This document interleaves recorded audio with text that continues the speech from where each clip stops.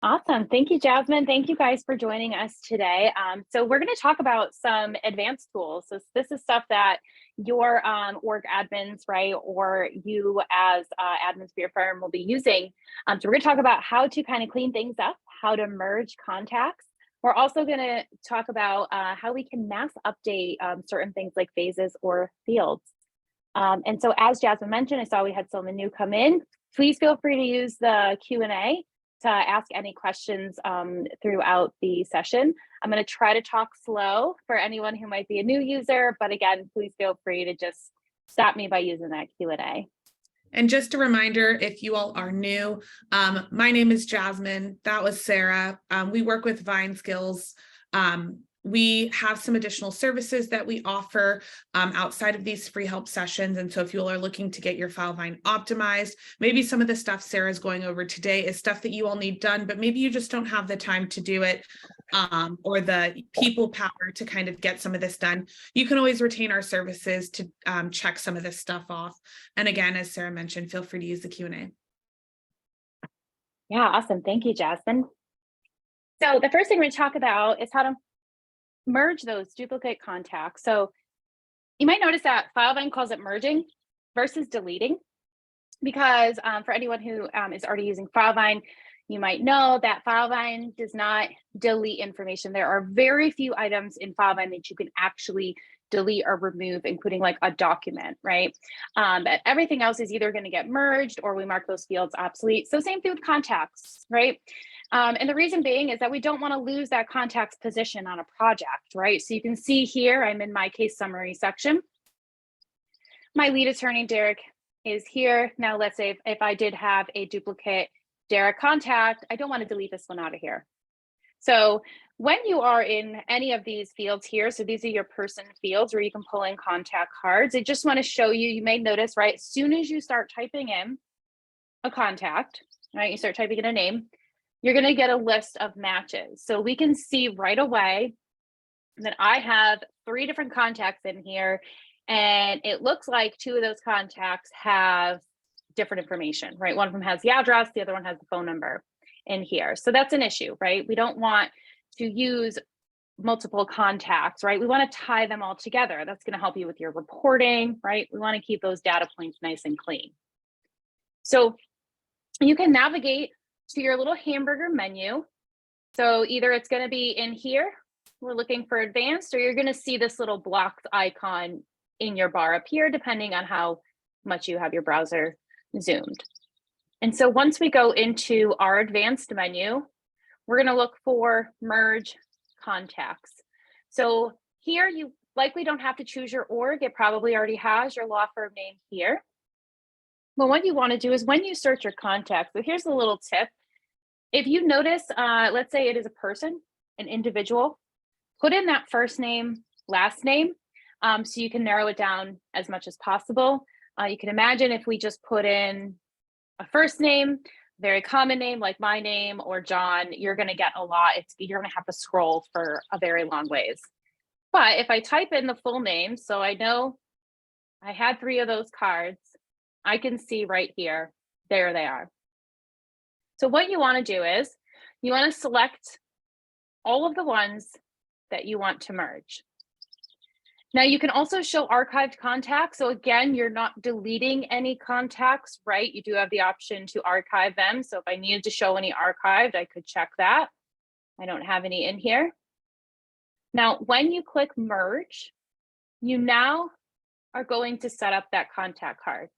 Now notice how it took the phone number from one card, the address from another, and what we couldn't see hidden was that third contact card actually did have the company filled in. So again, it doesn't want to take any information and delete it. Now, let's say there were 2 addresses and they were the same. You will see that here, and you can simply use this little icon here to remove any duplicate addresses, or maybe you have to add in another phone number. Maybe we're adding in a fax number here, right? So you can do all of that from here. Now, once you're satisfied and you've completed everything here, you save your merge. And so now you can see here, it's letting us know to remove the old contacts, but it's going to actually replace them with a new one. So I'm merging the contacts now, and now I can see this new contact card, right? It's got the company, both those phone numbers, and now it has that address. So now I actually, when I come back here, I had saved that from prior, and I go to search, you can see immediately only one comes up, and you probably saw before I deleted that out of there, it already had merged it for me, right? So I'm not losing where that contact card is. And so one of the things you can do, in case you don't know, when you're in a contact card, so this is another reason why we don't delete contact cards, we merge them. It's because every contact card, we can see the associated projects, right? So you can imagine if I had gone in and deleted one of those cards, it was on an entirely different project. We don't want to take it out of there, right? We want to merge it. So I can now retain all of the projects in all the spots where I have that card. And so big one I think of here is I use my own name, but I think of medical providers, right? So if someone maybe isn't patient and they type in a medical provider here, and they're like, okay, I don't see the one I want, I'm going to add it. Maybe they didn't wait long enough. And now you have 4 different medical provider cards in there, right? Very common. So with businesses, type out that entire business, right? When you're in your merge contact, bring all those in because, right, you can use the associated projects to now see all of the clients that one medical provider is treating. So that's our merge contacts. I didn't see any questions come in, but does anyone have any further questions on how to merge contacts and manage that?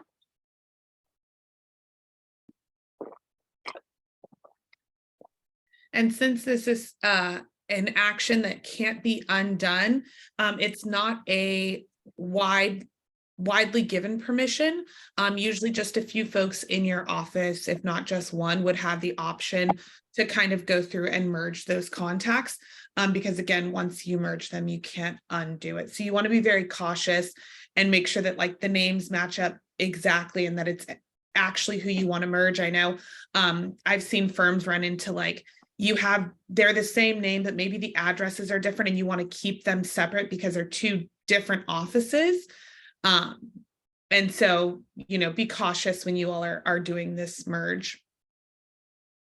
Yes, absolutely. I did go through it a little quick because I knew what I was looking for.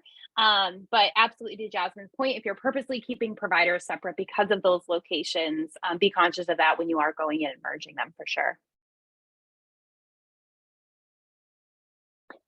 All right, so let's dive in now to mass updating certain items. We're going to go, there's 5 things. So right above the merge contact, there is mass updates. Again, you won't have to choose your org should already be chosen for you.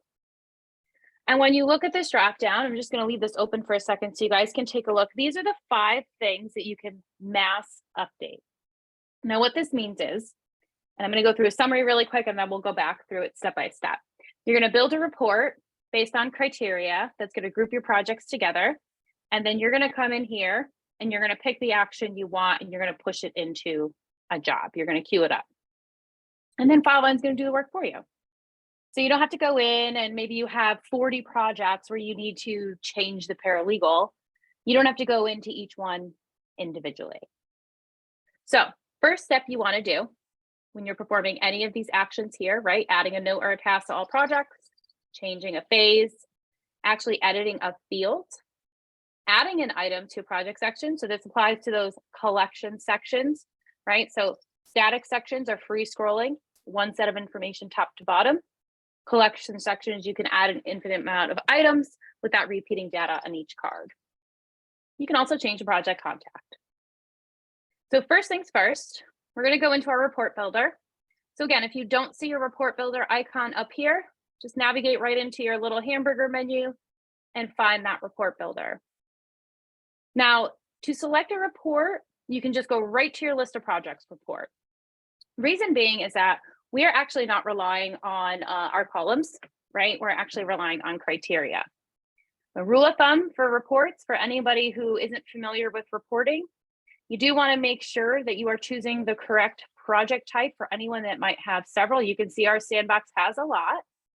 So I'm actually working out of our best practices personal injury template today. So I want to make sure that I pull the report for that, right? Now I already created a report, so I'm going to pull that one up and let that run. And then we're going to go backwards and look at what I put in.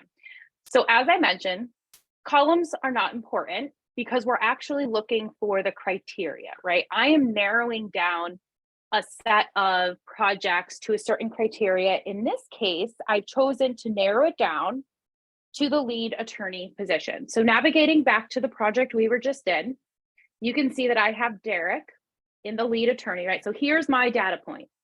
Now you can use any data point, right? Maybe it's representation status. Maybe you want to pull in all of the ones that are referred out, right? Maybe you need to actually put that referred attorney in a certain spot. But for purposes of this, we're going to use that lead attorney. So here you can see that my report had already ran, but I'm going to go backwards. And I'm going to show you in criteria that I pulled in a criteria to pull in the lead attorney's full name contains Derek. Now you can use the is, right? So you can put in somebody's full name if you want to, right? So I have a drop down here. I can say is not, does not, contains. For this purpose, I just put contains. And for anyone who's not familiar with reporting, you can start typing in or copy and paste your field name to now see all the options that match it, right? So once I have the criteria, right? So I am going to pull all the projects where Derek is in that lead attorney spot. I'm going to go ahead and run that and I'm going to save it. Now, once I have it saved, right? So step one, build that report. Step two, navigate to your mass update. Choose that mass update action. In this case, let's edit a field, right? So this is going to walk you through step by step. Now I'm going to choose my project type again, right? You got to make sure that we're actually choosing a field that exists in a template. Now I'm going to choose my report. So down here at the bottom, I had already saved that report previously, so now it's available to me. Now I'm actually diving into the template because now I have to pick my field I want to update, right? So I'm going to go to case summary, right? Because I know that that field lives in my case summary section. I'm going to choose a field. So a list of all the fields that I'm able to edit are here. Paralegal is one of them there. So now notice I get that little contact box. I'm going to pull my name up, my newly merged contact card. Now, this is very important. So as Jasmine had mentioned about the merge contacts, your mass updates are what we consider high risk, right? Meaning that once you complete this, there is no button that's going to say undo, right? There's nothing that you can now just go in and pull that back. You can't remove information from a field. So just to reiterate, any of these items in mass update or merge contacts, we consider those a high risk, meaning that only maybe one or two people should have those. As these are not, you cannot reverse these without a bunch of reporting workarounds. So once I have this set up, right, I know what I want to do. I'm going to go ahead and cue that in. And it's going to say, okay, are you sure you want to edit case summary in this template, right? You sure you want to do this? I do. And so now you might have noticed it immediately brought me over to that second tab so I can see all of my job statuses, right? So it lets me know exactly what's going on. There's going to be a status here. So once completed, this will light up green. And it shows you who actually created this as well.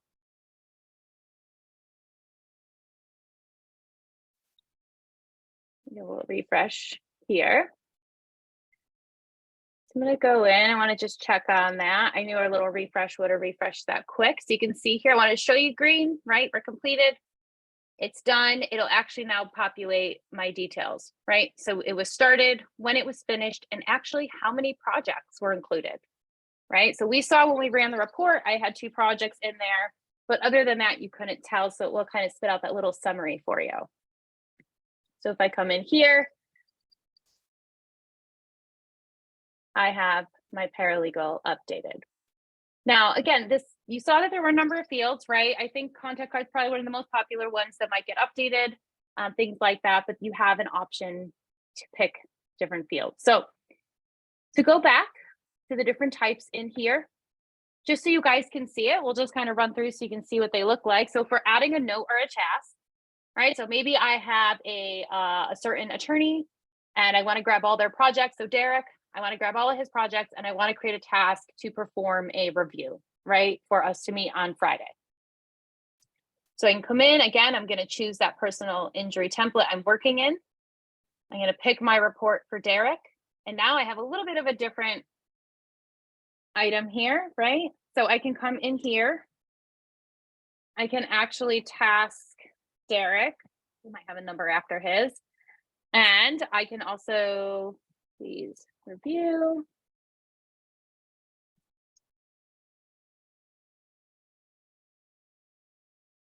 Let me do my user because I believe mine is this one.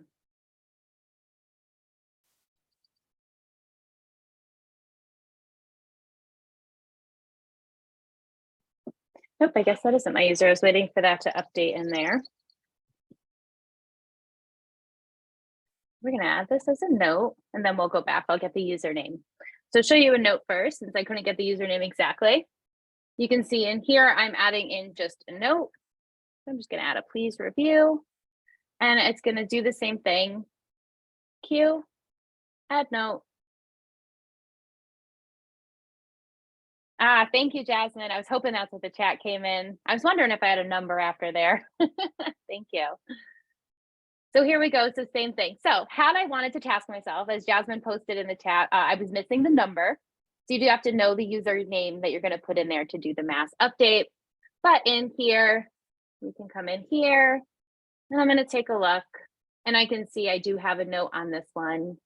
There will be a note on the other one as well. And I will say, we always recommend for our clients to have a standard naming convention for your username. That way you don't have to guess if they have a number or anything like that. So whether that's first initial, last name, last initial, kind of whatever that looks like, having that standard across the board. That way, anytime you're going to task somebody, even if it's, not in this mass update, then take some of the guesswork out. Yeah, that's a great point to bring up, especially here where I did that. But I think what I see a lot of our clients do is whatever your email is, whatever's before that @ symbol, right? Everyone's so used to that, whether it's first initial, last name, last name, use that. And everyone's already kind of used to that syntax in there. So I'll show you in here, the adding an item, right? So this is the one I mentioned is for those collection sections, right? So let's say like your medical section, your lien section, litigation, things like that you might have multiple items of. So again, come in and we're going to choose a section. Now notice how I'm limited for my sections here, right? Because I can only pick out a collection section. So maybe I need to add in a provider. So in here, you can see that this is going to show me now all of the fields in here, right? You can't mass update all of these fields, but I can add this full item in here, right? And maybe I want to add the provider. Right. So maybe I have a list of clients I'm referring out to a specific provider. So I want to add that item all at once so I can get them out to that physical therapist, right? Maybe it's somebody that we go to often, right? So you can see I cannot update this, but I can go ahead and update here. Referral, right? So I can fill in as much information as it will allow in here, right? That whole section. When I come down to again, cue that update, add that item. And now for those 2 projects in Derek's list, it's going to add that item with my contact card as the provider. And it looks like we had a question come through, Sarah. Oh, great. Is it possible to edit a field in a project section to copy the text from a different field? Unfortunately, there are only 2 fields in Filevine that mirror. I believe that's what you're talking about, is if I add something into, let's say, case summary, can I now have that mirror into another section? Your incident date, because it's its own field type, as well as project number or case number, those will mirror across sections. Absent a software like Workato that can perform automations, Filevine natively cannot mirror other than those two fields, case number, project number, and incident date. Please let me know if I was completely off on what you were asking.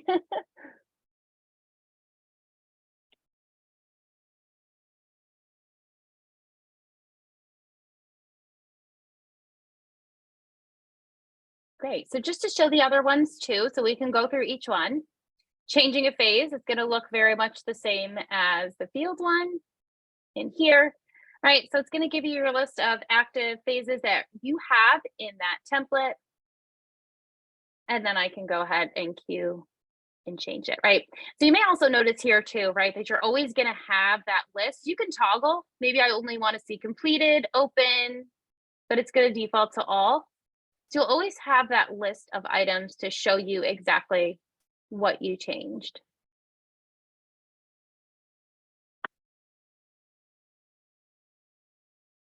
Do we have any questions or additional review items that you'd like to see for any kind of mass updates that I didn't cover already?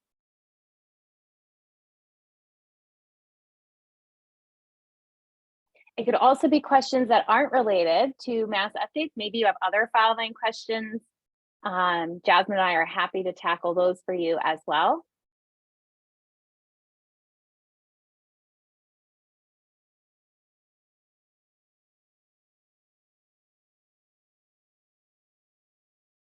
Actually, we'll dive into another one of our mass updates. Not so much a cleanup tool, but more of a tool that might help, especially at that intake phase, right? So maybe I have a client come in and they had a whole van, a family, and now you're going to take all 8 of those clients, right? You want to take the driver as well as all the passengers, but now you have to generate all of this intake package, right? It includes all that information. Once you have that doc gen already created into your template, and your template is coded and uploaded, you can now choose to use that document in mass update. Now, again, this is not a high risk, if you will, tool, if you will. But once it's created, I will say you will, if you do not want it, or you have a project in your report you didn't need it for, but they generate the document anyway, you will have to go in and remove the document. You do have that option, so it is quote unquote reversible in that way, but it will run, it will create, you'll have to go in and manually update. So again, I'll go to my template. We're gonna grab Derek.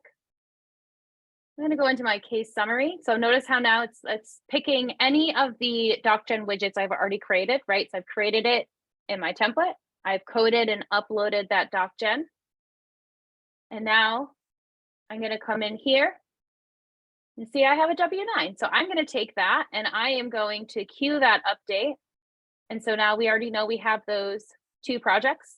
So it's going to go ahead and generate those. Now, for anyone who's new and doesn't know a lot about the way DocGens work, is we take codes that are generated by Filevine. So every time you create a field, it creates a field code behind that. So documents can be coded to pull in client information, provider information, whatever information you're looking for. So in this instance, looks like we're generating the fee agreement, right? The W9. I imagine we're going to have like name, social, etc. Right, so you can pull all of that information at the click of a button. You can have those documents generated. So here we're generating, like I mentioned before, we're generating all of those documents for those 2 projects. So if I come over here into here,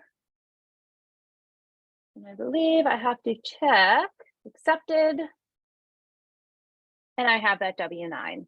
So you guys might have noticed, I don't know if you guys do a lot of contingency fields, but in order to have certain fields show here, right? So if this was declined, I wouldn't show information that's related to accepted. So in order to unhide that, I had to go ahead and hit accepted. And so now I have the W9 generated here as well as on the other project.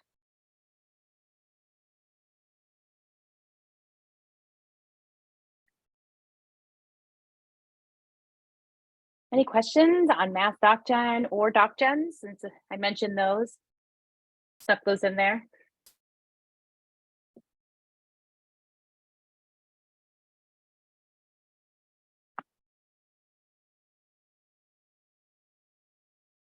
Great. Let's talk about mass permissions. This one is like 5-alarm fire high risk because this is going to control your team section or your role assignment section, whatever you have it named as, that built-in section that controls those auto tasks, right? So for anyone who might be new, when you set up your Filevine, you set up roles. So that would be, you know, attorney, maybe lead attorney, paralegal, maybe you have pre-lit paralegal, litigation paralegal, accounting. Filevine can use those roles to then auto task dependent on if you're changing a phase, right? So the status of the case changes, or maybe you push a button. Most commonly, I see those for follow-ups, such as sending out medical requests, right? So we use those roles. Now those roles are set per case, right? Per project. So if I come in here to my Michael Scott project, I have my team section. I need to save that. So I can see here that I have the primaries myself. Jen is in the intake role, as well as in the case manager role, right? She's first in line. So the way that our tasking works is it's always going to look for that first position, right?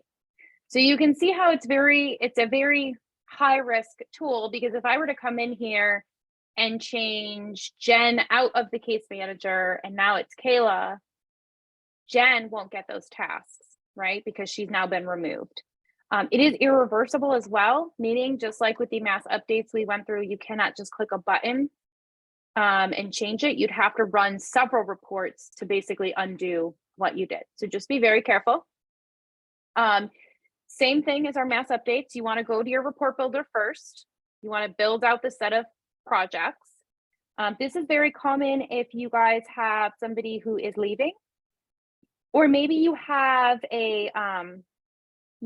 somebody who's switching roles. Maybe they're moving from a paralegal role into maybe more of like a case management role or something like that. And now you have to mass update all of them. You obviously don't want to have to do that on 80 or more cases, depending on everyone's caseload. So run that report, grab those cases. Right, so same as we've been doing. We're going to come in here. And the very first one is the one that I'm talking about running first here, right? So this is updating permissions. This is using a report. And now you can see in here that not only would it be useful for something like updating on someone else's projects, maybe I need to make sure that I am subscribed as an admin user and subscribed on my own set of projects, right? So maybe I run it off of that paralegal field in case summary because my contact card is there, right? I already ran that mass update. I know I'm on all Derek's cases. So now I can come in here. It is per user, right? So you can't run the same report on multiple users at once. You can use the same report, but you'd want to run that individually. So I can select my permission. So just a quick overview of these permissions. A guest user does not have access to things like documents and items in the activity feed unless you've shared them, as well as sections. So you have to individually share sections with guest users. It's a very protected read-only view, if you will. Collaborator, there's somebody who, right, collaborators can see everything. Maybe they're not, that case is not in their bucket, but they want to be able to get in there and see things, add a task, note, etc., right? And then of course, admin. If it's a case that's in your bucket, you definitely want to make sure you're an admin. You want to make sure that you can be able to maintain and navigate that project. So report, we're going to pick that Derek report we have. And then for project notifications, I'm going to subscribe. So the difference between subscribing and unsubscribing, I always like to talk about like LinkedIn or Facebook, right? So if you're following somebody, or if on LinkedIn or following somebody on Facebook, you're going to see their items in your activity feed or in your social media feed, right? In Filevine, you'll see it in your activity feed. So I do suggest if they're your projects, definitely subscribe. You want to make sure that you have everything at your fingertips daily. This is optional. As you can see, I don't actually have to change this. Now I can add a role, right? So I want to make sure that I am the paralegal, right, on all of Derek's cases, and I want to make sure I'm in the first position, right? So just as I showed you guys when we were in that team section, the first position dictates the first person in that role title that will get that task. So if it's your project, if it's in your bucket, you definitely want to make sure that you're the first one. So now if this moves into, let's say, the treatment complete phase, and there is a task out to the paralegal to check in with the client or check all medical records and bills, something like that, it's going to go directly to me, right? So notice at the bottom here, I have a detailed explanation of exactly what I'm doing. You guys might have noticed that as I was toggling those drop downs, it did change. So I can actually come back over here, take that out, right? Collaborator, it's going to change down here. So just like we did with our other updates, we're going to have to confirm it. And then it's going to pop right down into that drop status. So again, for this one, you want to make sure you have that report built first, right? Now for these other two, you do not need to have a report.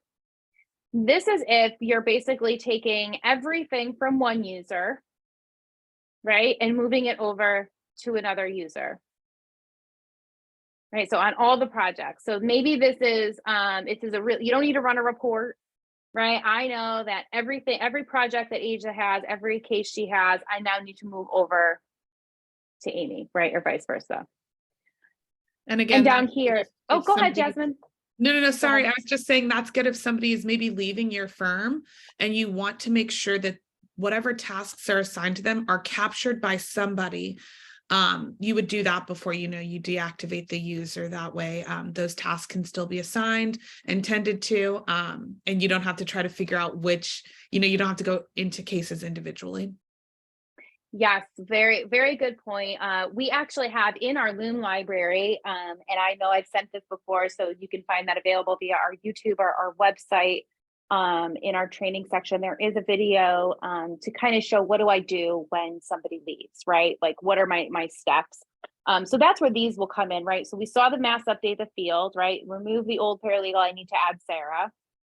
Come in here, like Jasmine said, if you just want to really quick push everything over, you can just get that done in one swoop if somebody's taking their place before you deactivate the user out of Filevine completely, because you don't want to lose anything. And so in here, again, this is without running a report, right? I can go ahead and update in here quickly without a report, right? So the first tool here is going to require a report.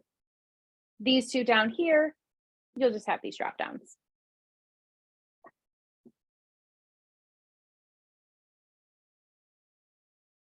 Oh, thank you, Jasmine. She dropped the training videos link. And this is, go ahead and bookmark that to your browser. We are adding to that library often. There's some really useful stuff in there on some old tips and tricks, as well as when new products come out from Filevine. We like to stay on top of those and showcase those in videos. Oop, I opened it twice. And the nice thing about this too is that you can navigate through our past free helps. So if you missed one, you really wanted to see it. And you can also see information tagged on different items. So if you're looking for something specific to Filevine, maybe you're looking into our QuickBooks Connect in here. Also on here, Jasmine started off by letting you guys know that we don't just launch clients who are new, we optimize with clients as well. And so if anyone here who isn't already a Vine Skills customer wants a little bit more information on what we can do to help you grow, you can certainly reach out to us after this webinar. Jasmine and I will put you in the right direction and set you up for a discovery call.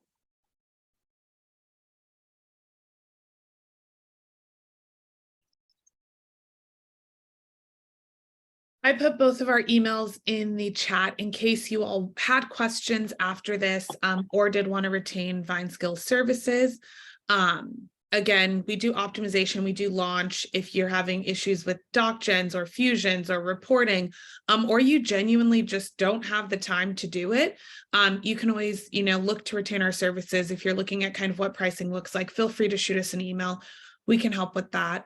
But just want to make sure that we answer any questions that you all do have, any additional questions that you all have while we're on free help now. So if you do, feel free to chat into the Q&A, and I'll also allow you all to talk. Maybe it's easier for you to articulate verbally as opposed to written.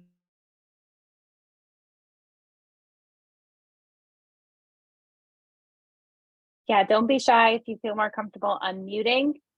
Thank you guys so much for hanging out with us. I really hope this was helpful in some way for you guys, but if there's something else that we can go over for you, just let us know. We're happy to hang out here with you guys, answer some more questions.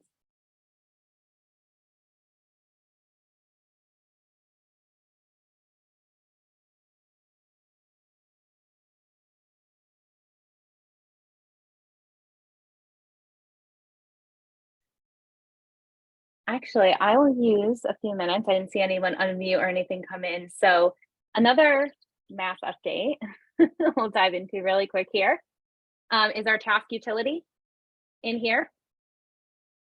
So in here, let's say I have a user, right? So I'm right down to my task utilities when I'm in my advanced, and I can just move those tasks over to one person at once. So again, like Jasmine had mentioned, you have somebody leaving.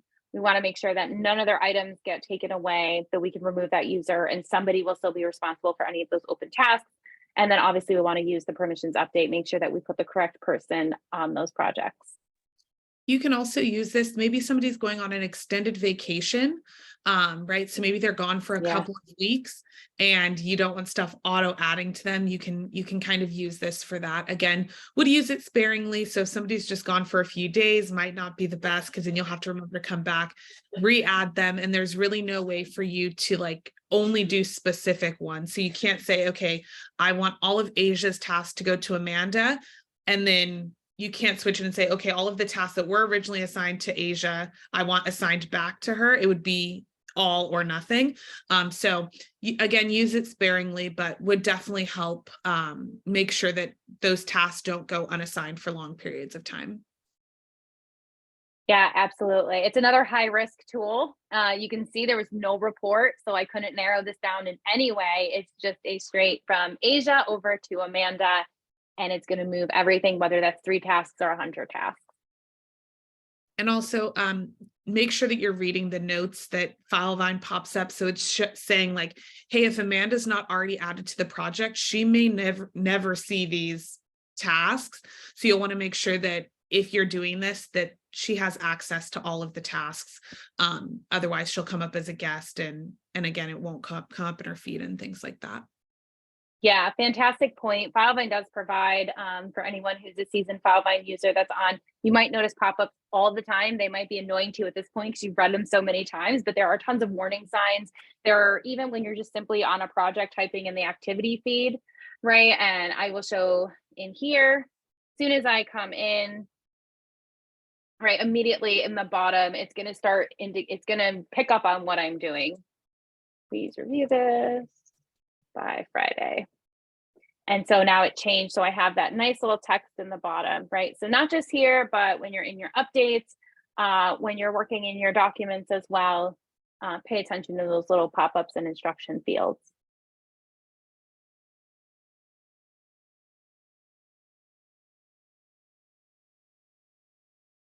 Awesome. Any questions or wishes that you'd like me to review with anyone while we're in the last few minutes? There is one other piece, Sarah. If you go into the setup, you can add roles that way as well into orgs. And then Sorry, I did that a little fast, you guys. Let me slow down. I'm so used to going fast. So again, in your hamburger menu or in your header bar, you go to setup, go into your orgs. You won't have to choose your org. Go to your members tab here, right? This is where you can control each person's card. So you can see immediately with this one, we're auto added to every project as an admin. I can also control this. So I can immediately add to existing projects. right? Asia's a new team member. I just want to make sure that right away she gets added. I'm going to throw her on as a collaborator, unsubscribed, right? Until I update her permissions to the project she's going to be running herself, I can throw her on all at once as a collaborator, unsubscribed. I can also set up for new projects. So I can go ahead and come in here and set up her role, saying, okay, every time Asia is added to a project, she needs to be in the attorney role. And I'm going to make her a collaborator unsubscribed until she ups her own permissions, whatever that may be, right? So you can control that for each person. And now the nice thing about these, they're org level, right? So you don't have to come in here and do this every time. You're setting it for every new project in here. And if you're wanting Asia, again, maybe she's new under existing projects, you can kind of add a certain permission. So that drop down, yeah. So where she's already a team member or where she's already subscribed, whatever else that looks like. So maybe where she's already a team member, if you want to click on that, and then down below, you'll see you can kind of change some of those project notifications, and you can also add or remove a role. And so instead of going into the back end to kind of do this, you can easily add a role there to all existing projects as well. Yeah. Or change. Yep.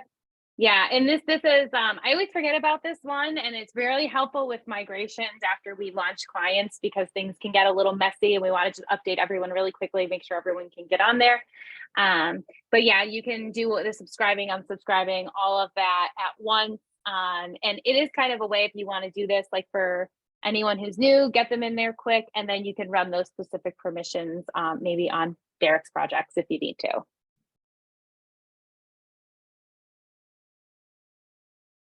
Awesome.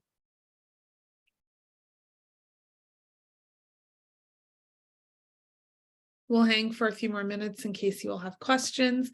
Yeah. But we'll let you all know. Sorry, let me try to find the schedule.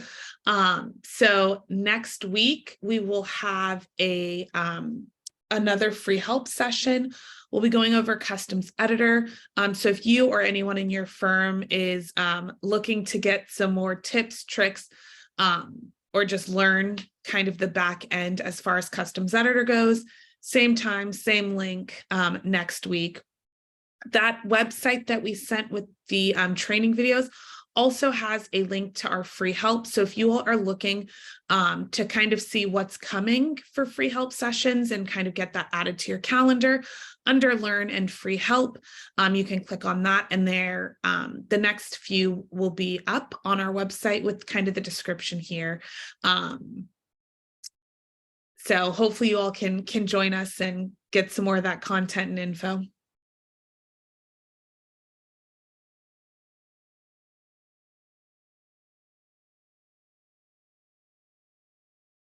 You're muted, Sarah. Thank you. I'm just hearing myself talk. That's all. I was just saying thank you guys so much for joining. And hopefully you guys got something out of this. You can go back and share with your team. Spread the news about free help. It was nice. We did have a smaller group today, which was kind of nice. We typically have about like 15 or more people. So yeah, feel free to join any next sessions. I know the AMAs tend to be a lot of fun. Ask me anything because you never know what somebody else might be asking. You might learn a thing or two.